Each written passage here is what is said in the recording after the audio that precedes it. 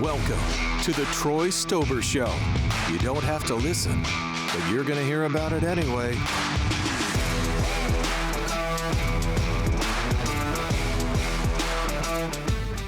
You don't have to listen, but you're going to hear about it anyway. So tomorrow, when everybody's talking about the Troy Stoeber Show, there's going to be lots of gossip and shock and awe. You're going to have firsthand information, so you might as well listen to it anyway. I'm the host, Troy Stoeber.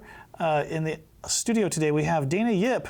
Dana is a local pediatric dentist who also has some kind of interesting side hobbies he's going to share with us today. So we're very happy to have him on the Troy Stoeber Show. Welcome to the show, Dana. Hey.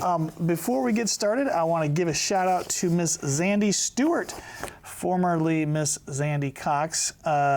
Cox Electric is the studio sponsor here at the Troy Stoeber Show. They do commercial lighting, indoor and outdoor and accent lighting, residential electrical service, electrical construction and repair, commercial services, wiring, cabling, retrofitting, and repair. CoxElectricOregon.com is where you can find them on your internet. So type that in, CoxElectricOregon.com. Cox Electric, let us remove your shorts.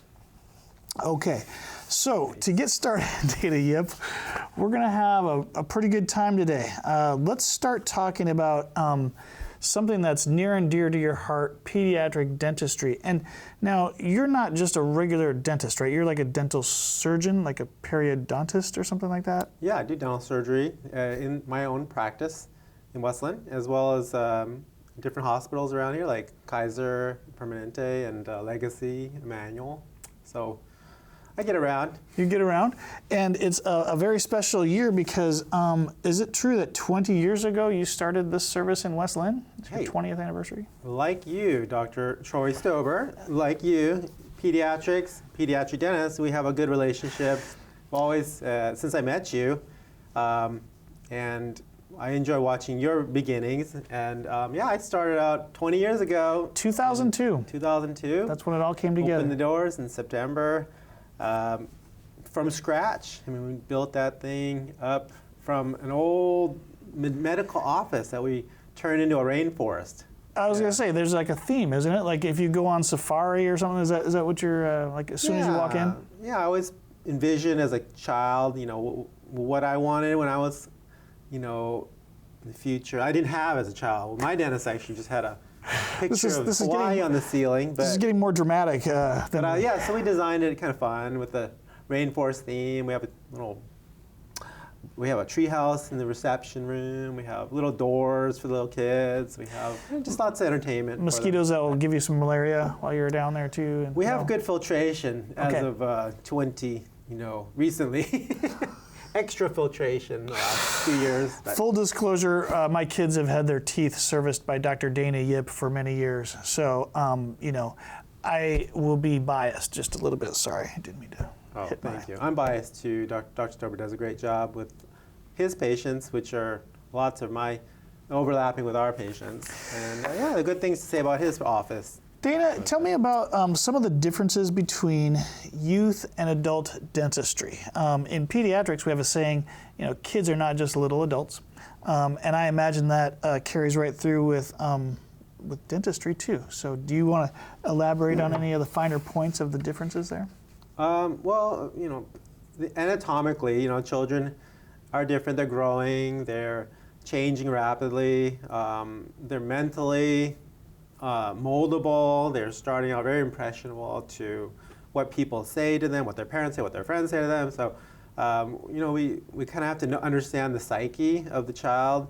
The dental portion, baby teeth fall out, but they do have a purpose, of course. So if you get some tooth decay, or if you get a traumatic injury, a traumatic avulsion, do you really have to worry about those teeth because they were going away anyway, right? So. Well, let's say that the child breaks his tooth in a soccer game or a basketball game at age 8, and he's never had a dentist before, and he comes to us and we say, hey, get in the chair, let's start. Let's just fix your tooth. Let's, give you a poke. That child's probably not going to have the greatest experience. So we like to start them out early. We like to educate parents on what to do and what not to do to prevent problems in the first place. we actually don't even like to find cavities. We like to head them off before they occur. And we talk about, the transmission of parents, bacteria. We talk about hygiene, diet, lots of things when the child comes in, even at age 1. That's great. That's great. Yeah, it's kind of the old adage. It's a whole lot easier to prevent problems than go back and fix them once they've occurred. So you said that some of the differences are deciduous teeth. Once the adult teeth come in, do you have to deal with what are those molars in the back? Wisdom teeth? Wisdom teeth, yeah. Well, the first molars come in at 6 years old. So we're already on top of it with preventing cavities. We put sealants on them right away. It's like a resin bonded to the grooves. The kid's already flossing at that point. We got a lot of prevention going on. And then, the 12-year molars and the wisdom teeth. Yeah, those chompers that come in at 16, 18 years old.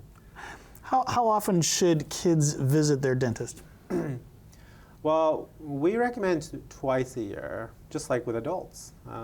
They have their cavities or their problems occur even more rapidly than adults because the enamel's thinner, their hygiene isn't up to snuff. Maybe they're still learning how. Their bodies are changing. Their diets are changing. There's no fluoride in the groundwater anywhere in Oregon, and so as a result, as you get older, you're supposed to get a little bit more of a supplement. Do you want to explain that one to everybody, Dana? Well, I grew up in Texas, and we had that in the water. Most cities had it in the water. It was put in by. It's controversial around here, Yeah. It is controversial, no doubt about it. But when a lot of the kids in Texas had about a 40% lower cavity rate, just with those chemicals like fluoride that are in the ground. And it is natural in a lot of areas out in West Texas, especially. And those kids, some of them got so much fluoride that you could see some swirling effects, wow. Modeling. So we kind of cater to the parent and what they want, what are they looking for. We educate them on, pros and cons of fluoride. Very good. And so we just customize it and go from there. We're not judging as a dentist. We're not saying you were wrong. We're unethical, or you're a bad parent. We respect all that. And at the same time, you try to balance what's good for the child from a dental health standpoint, which can be a challenge sometimes. Absolutely. I have a few things I want to get to, Dr. Yip, but I skipped over an important part here at the Troy Stoeber Show. One of the first things we do is just kind of get your background. So you were starting to say that you were from Texas. Did you grow up there? And give me just a little story about how you ended up being in Portland, Oregon. Well, curiously, I was actually born in Canada. Yeah, I'm a Canuck, and I am. Okay. My family in the oil and gas industry brought us to Texas. Oh. Went to high school there, middle school. I went to Rice University there. I went to University of Texas Health Science Center. But I actually remember the Pacific Northwest. I really was fond of it, and when I could get out of Dodge. The opportunity, I went to the University of Minnesota for pediatrics, and then said, I'm going out to Oregon. Oh, that's so cool. Okay. Yeah, it's a lot cooler. I enjoy the outdoors, so that's just for me. Very people much so. Choose where they want to go.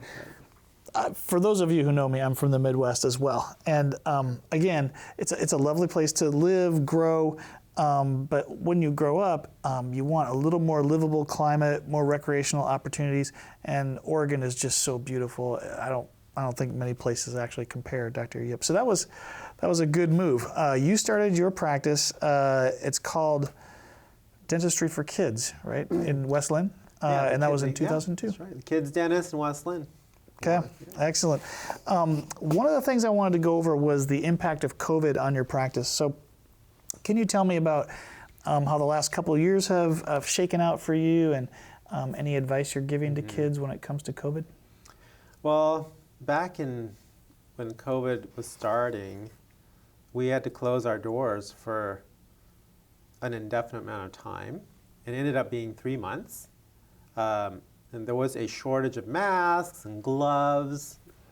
They were all being diverted to hospitals that were treating these patients all around the globe. These supplies were being kind of saved, redistributed. and COVID was actually known about before the U.S. kind of knew about it, and those supplies had already been moved. So during COVID, we even donated our supplies to the government, to hospitals, and eventually we got some back. But it was a time when we had to really save. Now, you could tell that was a moment when, as a country, we had to make some sacrifices and come together. And I just remember that original lockdown was pretty dramatic and pretty impressive. It kind of affected everybody for at least a few months there at first. So. Yeah. So when I was closed for 3 months, I was thinking about what can I do? What can I do as a human? What can I do to pass my time? What can I do to help people? So I started making videos on YouTube on how to repurpose items. So we designed a mask out of a men's boxer briefs, and that one actually got kind of viral. Got on the New York Times. It was in on Fox with Brandon Kelly. It was in the Tribune and the Tidings, and it kind of got around. It's a pretty funny video. I remember that, and that was awesome. And you actually took a little bit of an Easter message to the kids in your community? Didn't you have like a local kind of Easter parade when you went around to neighborhoods and stuff? Oh yeah. Well, I mean, that was a pretty sad time when all that these first kids, lockdown. These kids are like normally having such a great holiday, and now we can't have anything to touch. We can't touch anything. We can't go outside. We can't, have candy from, that could be touched by somebody else. There was so many unknowns about COVID. Yeah. So I thought, hey, let's throw this out as a community, and on the Facebook page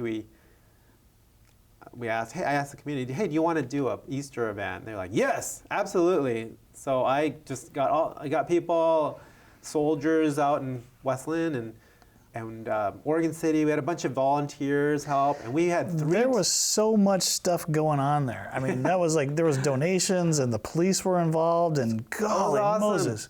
Yeah, so we had 3 teams of 3 parades going around West Lynn, and we had volunteer Easter bunnies, and we had the Ferrari dealership donate Ferraris. So all of our Easter bunnies are on these chariots, these Ferraris.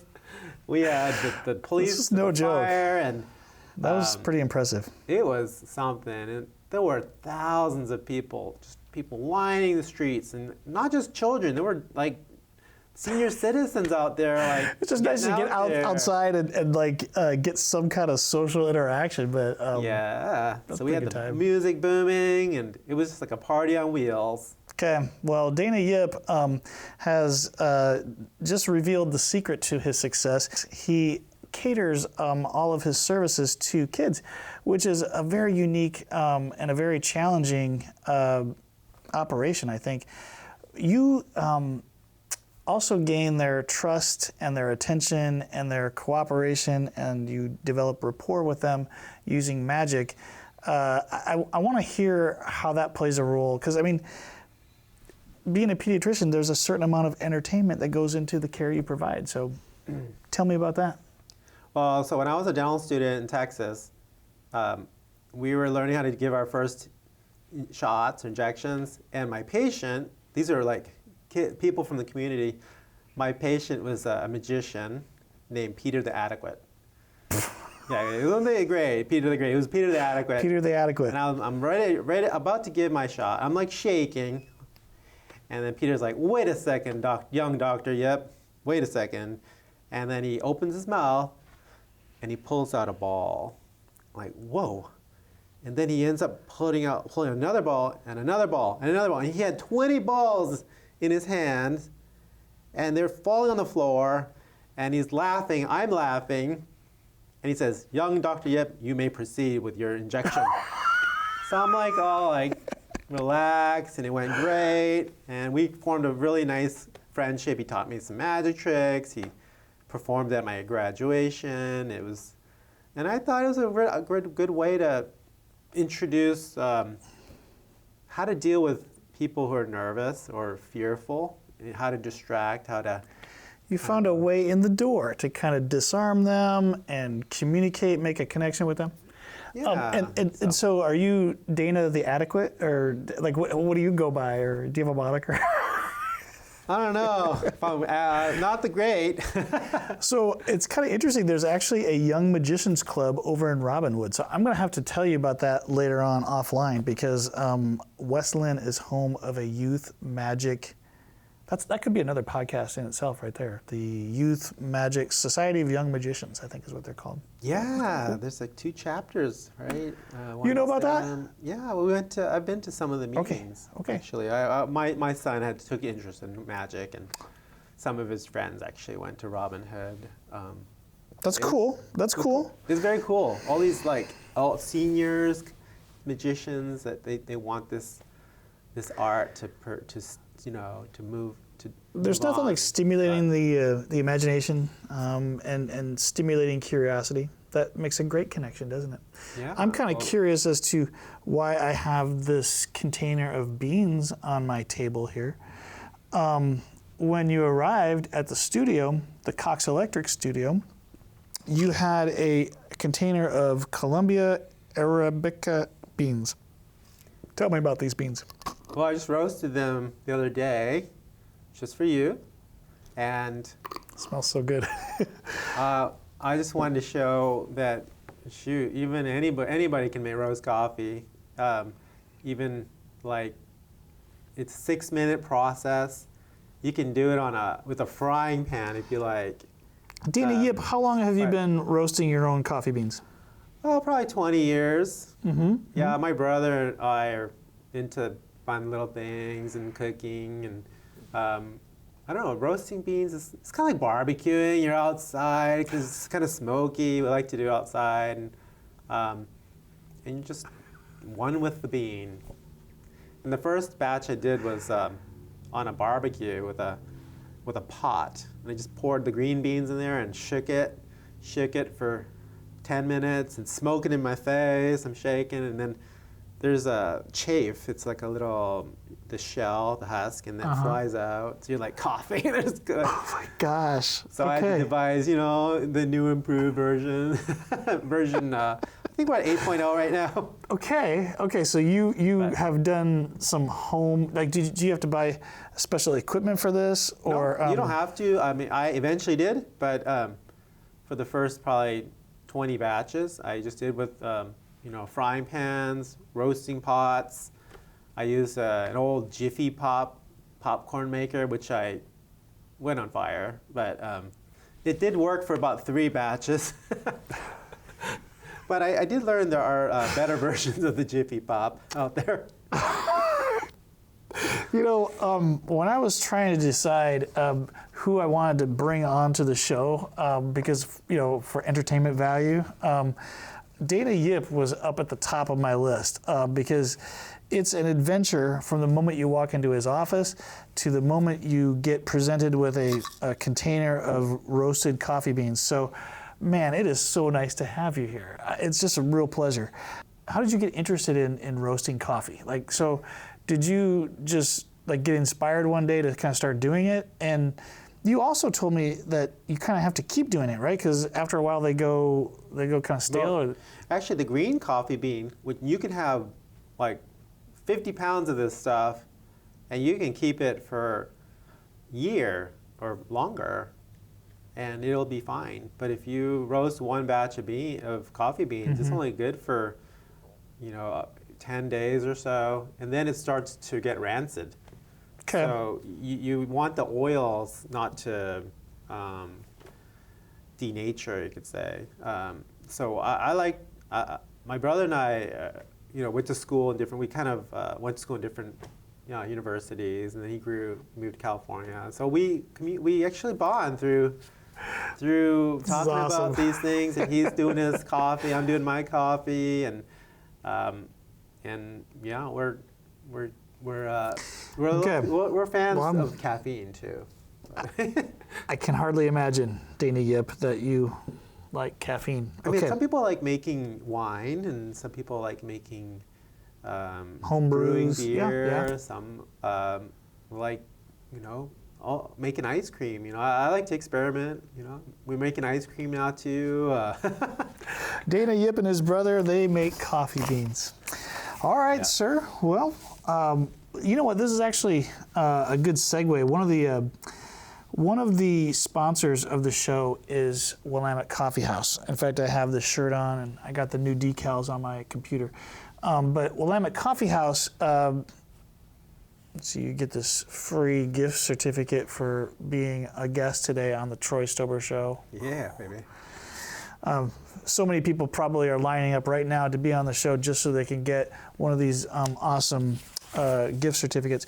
But I want to tell you something about Willamette Coffee House. Casey Bingham is the owner of Willamette Coffee House, and it is located off exit 6, the 10th Street exit in West Lynn, and they have Long Bottom Coffee, which is roasted here in I think it's in Hillsboro, Oregon.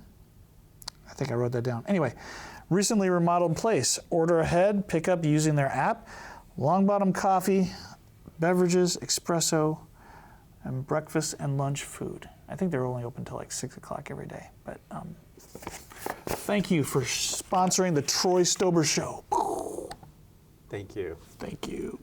Enjoy the coffee. Actually, I have some of my staff meetings there. They do a good job. There's their coffee house. All right, Dana. So the first little bit we have of a segment, let me take that back. The first segment we have for Dana today on the Troy Stoeber Show is called Vocabulary Time. Now, I like to do what I can to foster good communication and sort of fine-tune the way we talk to each other. So I figure that just expanding our vocabulary a little at a time is an investment that's well worth it. So I'm going to give you some words, and each of these words in the computer has a definition. But what I'm going to do is ask you if you've, first of all, heard of any of these words, and I want you to pick one that you're going to learn the definition of, and you have to pledge that you're going to try to use it in sort of everyday vernacular. Everyday vernacular means everyday vocabulary and conversation. Okay. So anyway, the words for today. Oh, by the way, I Googled 5th grade words that most people don't know. And like when I saw the 5th grade list, it was like everybody knows them. So then I went up to like 8th grade words that not very many people know, and I knew all those words too. So what we have here are 11th grade words that not very many people know. Okay, so let's see. Your choices today are assiduous, cajole, perfunctory, or ponderous. Do any of those look familiar to you? I think I know. Assiduous, cajole, perfunctory, or ponderous. I know how to spell them. All right, ponderous is a good one. So is that one that you haven't heard before? I've heard of it. I can try to derive it. Let's go. Let's give this thing a ride. It says here, slow and clumsy because of great weight. Her footsteps were heavy and ponderous. Okay. I get the impression in my mind of like one of those lumbering camels, or like a big elephant lumbering along. Is that ponderous? Yeah, ponderous. I think of a troll. Troll. Like a kind of like a troll's mannerisms, ogre, ogre. Ogre. What's the difference between an ogre and a troll? I think an ogre's larger. Okay, well, I'm glad you said ogre then. Kind of like a Shrek. Don't put a troll in my head, because is an ogre. Okay, yeah, Shrek is an ogre. And trolls are small, but Yeah, they're like little creepy, gnomes. Little garden gnomes. Yeah, Yes. I don't want them. But the ponderous, I guess Shrek is kind of heavy, Shrek is ponderous. heavy and Ooh. sarcastic. Get out of my swamp. Slow and clumsy because of great weight. Seizing the day. Seizing the day. Seize the day. That's Good a one. that's a saying. Who said that? Wasn't that in? Carpe diem. Wasn't that in Wasn't that in what is movie? that movie? Yeah. Was it with the? It was. Was it in with? that one with Poet Robin Society? Williams. Dead Poet Society. Dead Poet Society. Yep, that's what it was. Is that Dead it? Poet Society. Okay. I don't know, but Carpe diem is really pretty cool. Is that what it is in Latin? Yeah. Seize the day. Yes. Art Vault is for you. Art Vault is for you. This is the best part of the whole podcast. Hope I can think outside the box. So Okay. maybe cubes. Cubes, here we go. Dun dun dun. One of the interesting things about this Marilyn Monroe depiction is that it is composed of Rubik's cubes. Giovanni Contardi, he does art using Rubik's cubes. So all these are a bunch of Rubik's cubes set up next to each other. He has kind of formed them in such a way to make this impression. So he uses yellow, orange, red, and blue. He doesn't use green. So any of those are all Rubik's cubes, and they're all kind of stacked into a frame. So he just puts them all together one at a time, and look, you got Marilyn Monroe. That is really cool. It almost looks like a computer monitor from So the 60s. He does. He takes the pictures, and he doesn't tell you exactly how he does it, but he kind of processes it in a way so that he knows what he wants to put on his Rubik cube. So there we have Bob Marley. You know how to seize the day. Tina Yip. It's been a pleasure. Thank you so much. Oh, Thanks for pleasure. being here.